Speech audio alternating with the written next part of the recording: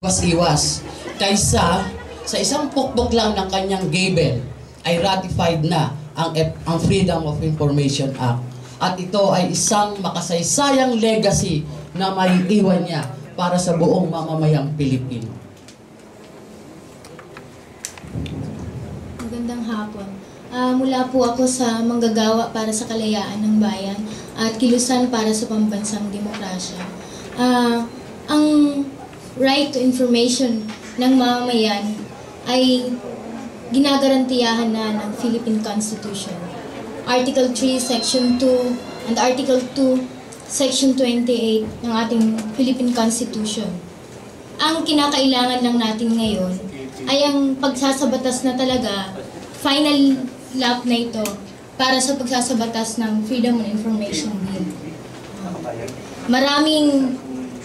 Maraming mga batas na ang naipapatupad at mga polisiya na naipatupad nang wala man lamang proper consultation o hindi nga alam ng mga batayang sektor na may batas pa ng ganito.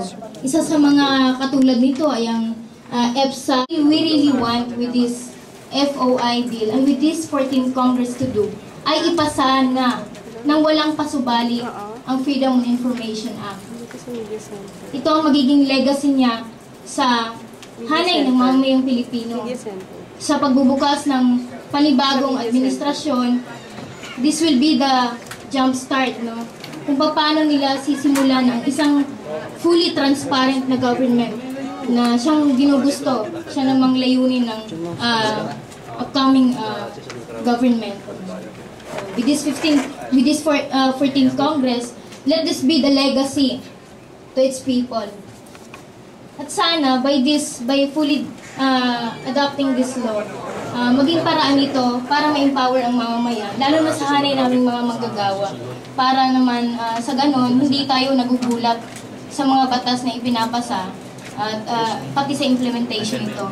Ang isang vital na nilalaman ng Freedom of Information Act ay ang access ng mga mamamayan sa impormasyon, hindi pa man nagiging batas. No?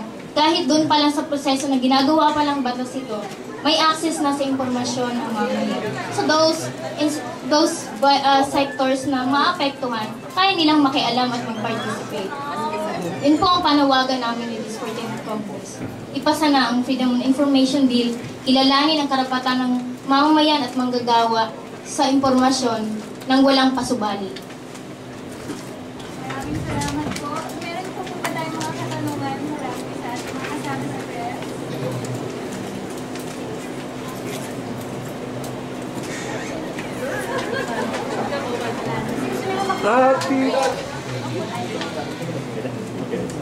Ratify FOI! Ratify FOI!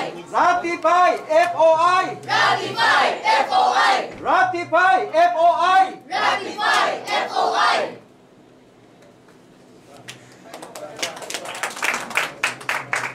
Ratify FOI! Ratify FOI!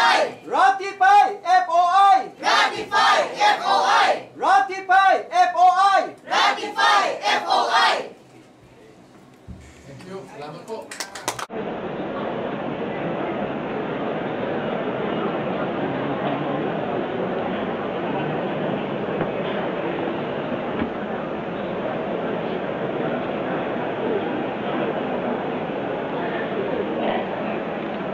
Session resumed. The chair recognizes the Honorable Congressman from Cavite, Honorable Pedro Romualdo.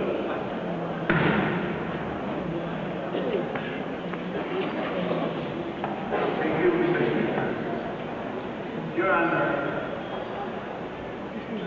it took really too much time for the Speaker and I talking to each other, convincing his representation that I withdraw my raising before.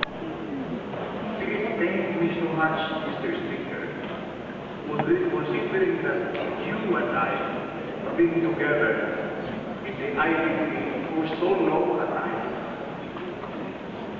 almost practically on your mental peace, requesting me to withdraw.